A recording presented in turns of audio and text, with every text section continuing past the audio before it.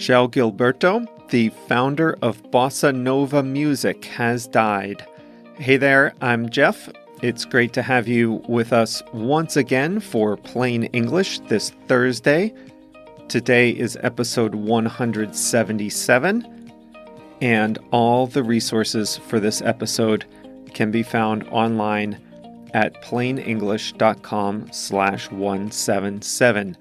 Coming up today, you've probably heard the song The Girl From Ipanema. It's the most famous song of a Brazilian musical style known as bossa nova, or new style in Portuguese. The man who made The Girl From Ipanema famous, João Gilberto, died in Rio de Janeiro. Later in the episode, we'll talk about what it means to keep to yourself. Quick reminder that JR sends out episode emails with additional resources, including an explanation of one other word or phrase from the program every Monday and Thursday. To get those, just go to plainenglish.com/mail, M-A-I-L, plainenglish.com/mail.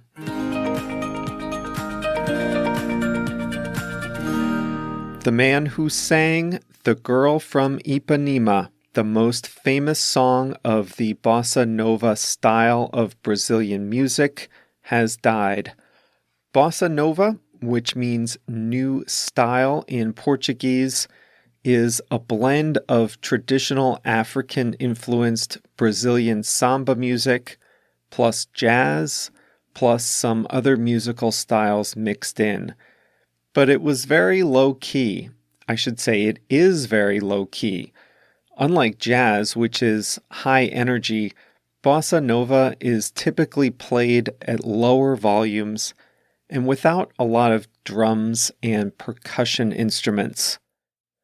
According to one story, João Gilberto invented this style while he was staying at his sister's house in 1955. He wanted to practice music, but he had to lock himself in the bathroom so as not to disturb the rest of the family. The acoustics with the bathroom tiles were just a bonus. Bossa nova was a cultural cornerstone of Brazil in the 1950s and 1960s, a time in which Brazil itself was changing into an urban, more industrialized country with a bright future. It was a new, optimistic style of music for a country building a new capital, Brasilia, and looking to modernize. Bossa nova was the perfect style for the sophisticated crowd in the cafes and bars of Rio de Janeiro, which was undergoing a cultural renaissance at the time. As I mentioned, the style is not loud. It's soothing. There's usually only one or at most two things going on in a song at any given point.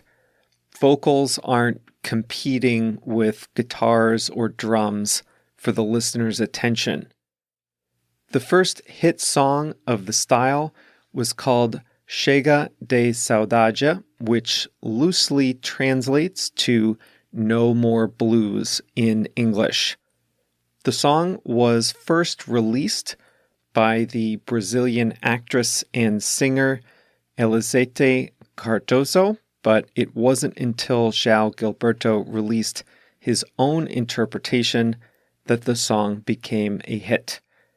He matched the lyrics with his gentle acoustic guitar and released it as a single and as an album of the same name in 1958. It became an international hit, and a new style of music was born. Here's something interesting about bossa nova style. We often think of jazz as being very loud, and in part that's because when it first became popular, you needed to play it loudly at a high volume in order to be heard in a club or a concert venue. But modern microphones and amplifiers were just becoming popular in Brazil in the 1950s, so Gilberto realized you didn't have to play intensely and at a high volume in order to be heard. So that's in part why the gentle vocals and guitar, the soft saxophone, which you hear in his music, became possible. In addition to Chega de Saudade, he released 2 other albums in 1960 and 1961. Put together, the 3 albums are considered the base of bossa nova. The music became popular outside Brazil too. The United States government, believe it or not, used to organize goodwill tours in which they would pay American musicians to travel the world, perform, and essentially be cultural ambassadors to the world for the United States. On one such tour, an American musician met Gilberto and started spreading the word once he got back home to the U.S. And this led to one of Gilberto's biggest commercial successes. You see, the American jazz singer Stan Getz collaborated with Gilberto on an album called, imaginatively, Getz Gilberto, which was a huge international success and included several songs that would become standard jazz songs of the era. Getz Gilberto was one of the highest-selling jazz albums of all time. It won a Grammy for Record of the Year in 1965 and included the breakout hit The Girl From Ipanema. Like Chega de Saudade, The Girl From Ipanema had already been released before, but it was Gilberto's interpretation that made it a hit. In his version, he sang in Portuguese, his wife Astrid sang in English, and Getz had a sax solo. The song became the most famous Brazilian song around the world. Bossa Nova music's development was halted in the 1960s by the Brazilian military dictatorship, which considered it an outside political or cultural influence. Gilberto, who had been living in the United States, had to stay out of his own country until 1980, when he made a triumphant return.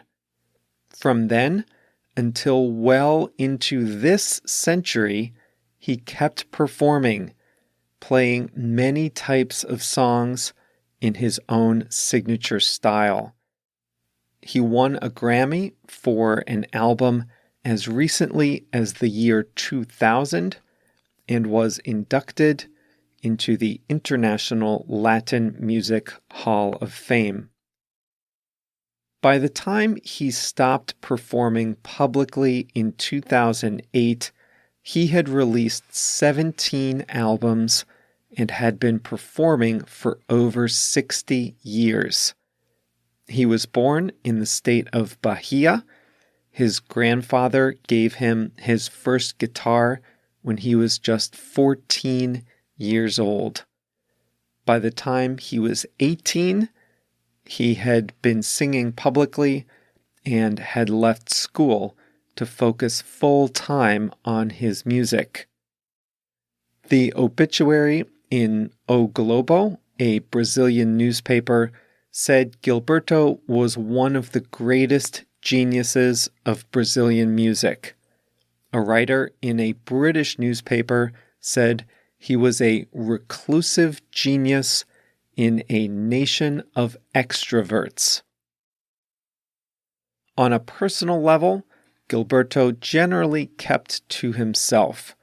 He spent the last decade living alone in Rio de Janeiro, struggling with financial and mental health problems.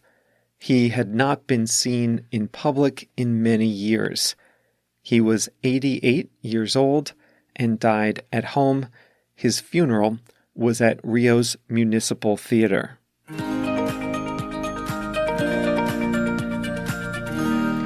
I listened to Gets Gilberto as I was writing this episode, and I could just imagine the sophisticated 1950s crowd in Rio cafes listening to those songs.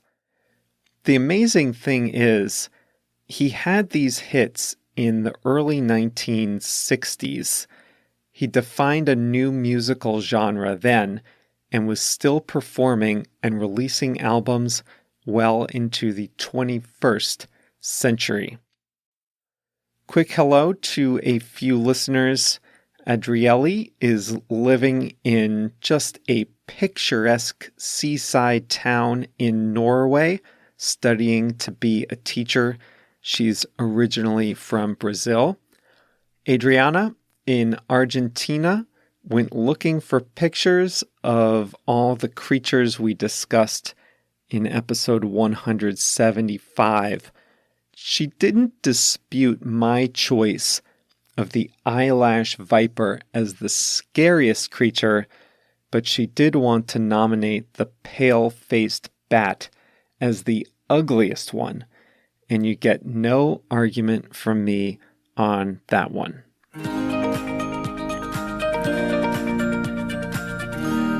Today's expression is keep to yourself. If you keep to yourself, you generally spend most of your time alone. João Gilberto liked to keep to himself. He didn't make a lot of public appearances. He wasn't frequently spotted at parties. He liked to keep to himself. He preferred to spend time alone. Ironically, you can make this plural. You can say, they keep to themselves when you're talking about a group of people that tends to socialize or spend time only within their own group, usually within their family. You could say, for example, that you haven't met your new neighbors yet. They generally keep to themselves. That means they, as a group, as their family, they tend to not socialize very much outside their family or outside their group.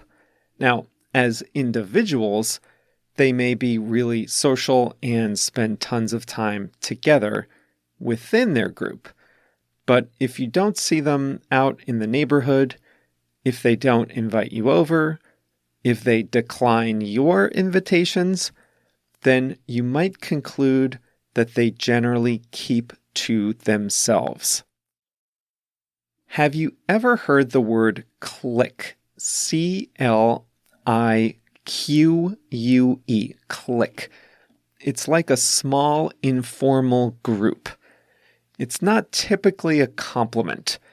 If you say an environment has a lot of cliques, it's not very welcoming for new people. High schools are famous for having cliques, little groups of friends, and they don't socialize with anyone outside their little group. There can also be cliques in the workplace, too. Anywhere there are groups of people. So in those instances, there might be certain groups of people, certain cliques who keep to themselves. They don't socialize with people who are not part of their little group. This is different from keeping something to yourself. If you keep something to yourself, you are keeping that thing a secret. A friend or family member might tell you something private and ask you to please keep it to yourself. Don't tell anyone about it. If you have a thought, and this happens to all of us, sometimes we have a thought and it's just better not to say it out loud. We just keep it to ourselves. We don't say anything.